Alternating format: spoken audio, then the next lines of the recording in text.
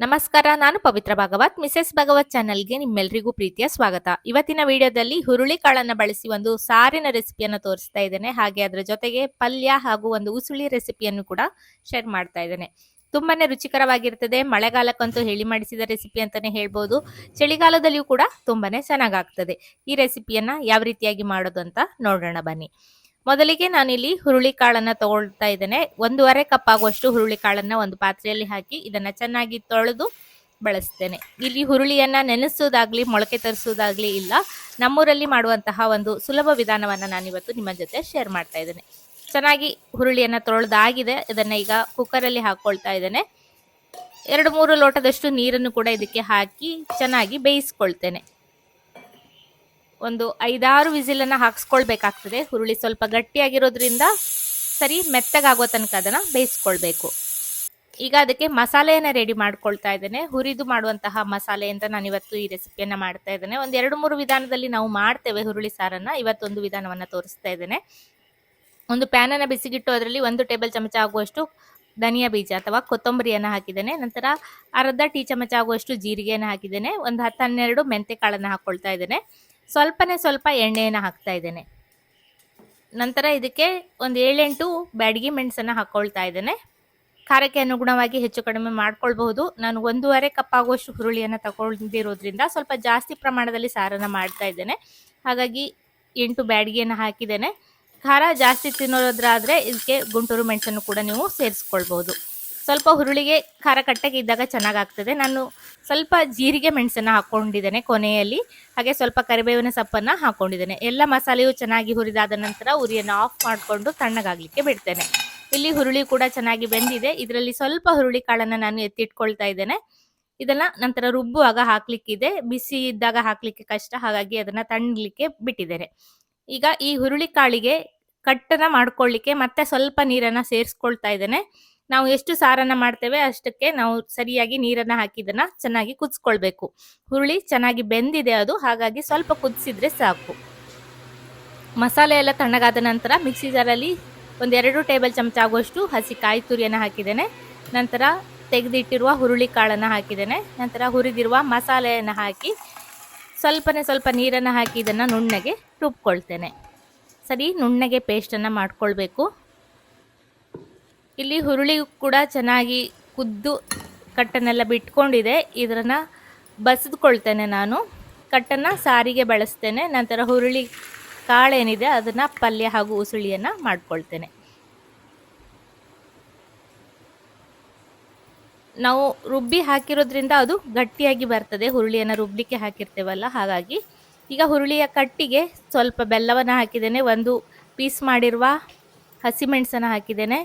ಸ್ವಲ್ಪ ಅರಿಶಿಣ ಹಾಗೆ ಕರಿಬೇವಿನ ಸೊಪ್ಪನ್ನು ಹಾಕಿ ಇದನ್ನು ಕುದಿಲಿಕ್ಕೆ ಇಡ್ತೇನೆ.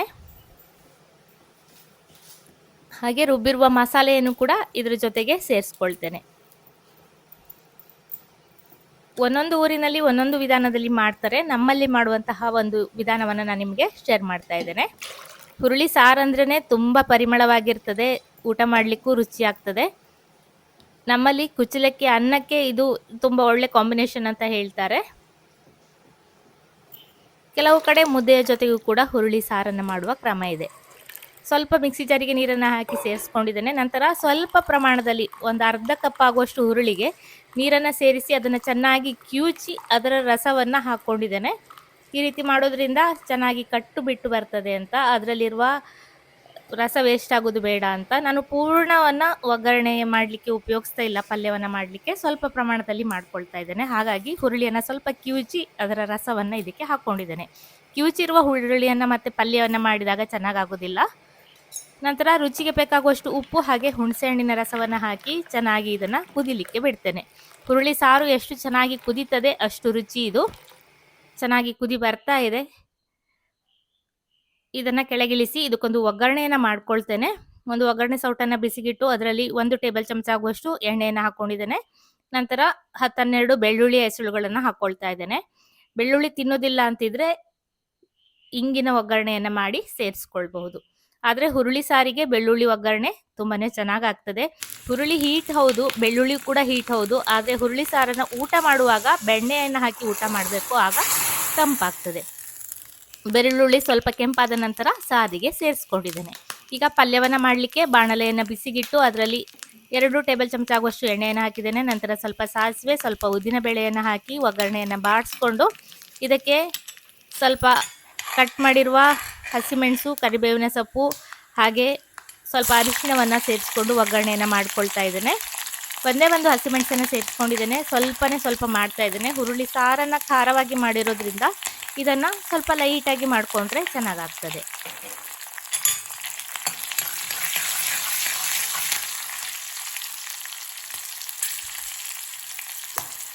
ಒಗ್ಗರಣೆ ಎಲ್ಲ ಚೆನ್ನಾಗಿ ಬಾಡಿದ ನಂತರ ಒಂದು 4-5 ಬೆಳ್ಳುಳ್ಳಿಯನ್ನು ಸ್ವಲ್ಪ ಜಜ್ಜಿ ಹಾಕಿದ್ದೇನೆ. ಹಾಗೆ ಒಂದು ಸಣ್ಣ ಈರುಳ್ಳಿಯನ್ನು ಚಿಕ್ಕದಾಗಿ ಕಟ್ ಮಾಡಿ ಒಗ್ಗರಣೆಗೆ ಹಾಕ್ಕೊಂಡು ಚೆನ್ನಾಗಿ ಬಾಡಿಸ್ಕೊಳ್ತೇನೆ.